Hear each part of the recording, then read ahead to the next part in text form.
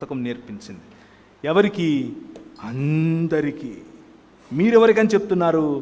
కొందరికే. సో ఈ నాయర్ సమాజం వారు అలా చేసిన తర్వాత కొద్ది రోజులకు ప్రపంచమంతట్లో కూడా ఈ విషయం తెలిసిపోయింది.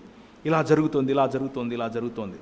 అక్కడి నుంచి రాణి, అనగా బ్రిటిష్ సామ్రాజ్యానికి చెందిన రాణి ఒక లేఖ రాసింది ట్రాంక్ బార్లో ఉన్నటువంటి అధికారులకు.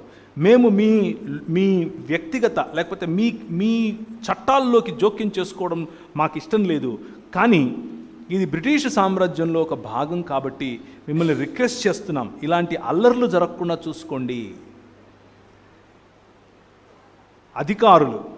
బ్రిటిష్ అధికారులు ఏమంటున్నారు? పిలాతులాగా చేయగడుక్కుంటున్నారు. మాకెందుకురా బాబు ఇవన్నీ, ఏదో నువ్వు మేనేజ్ చేసుకో, ఇట్లాంటి బయటికి రాకుండా చూసుకో అని చెప్తున్నారు. కానీ చార్ల్స్ మీడ్ గారు అంతటితో వదలలేదు. చార్ల్స్ మీడ్ గారు మళ్ళీ ఒక మీటింగ్ పెట్టారు. రండి అందరూ అన్నారు. మొత్తం నాడార్ సమాజం మళ్ళీ వచ్చారు.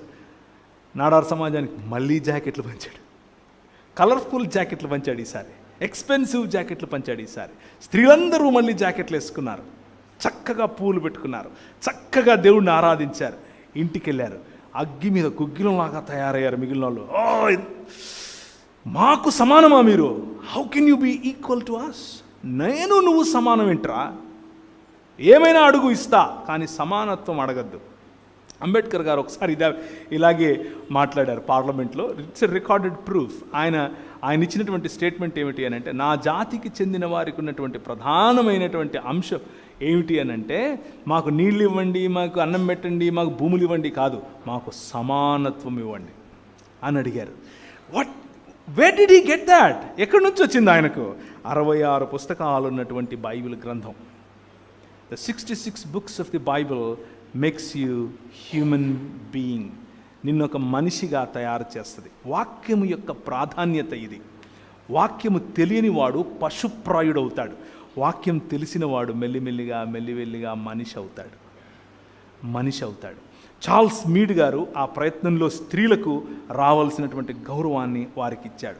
నాడార్ సమాజం వారు అప్పుడు ఇంకొంచెం గొడవ జరిగిన తర్వాత మొత్తం అందరికీ ఆ చట్టం ఎత్తిపారేశారు.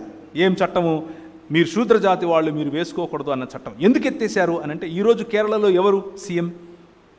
మాకెందుకు బ్రదర్, ప్రార్థన చేసి మేము పరలోకం పోతాం, ఈ సీఎంలు ఎంత మాకెందుకంటారా? ఎవరు సీఎం? పినరాయి విజయన్ గారు. పినరాయి విజయన్ గారు ఏ సమాజానికి చెందినవారు? ఈడవ సమాజానికి చెందినవారు. ఈడవ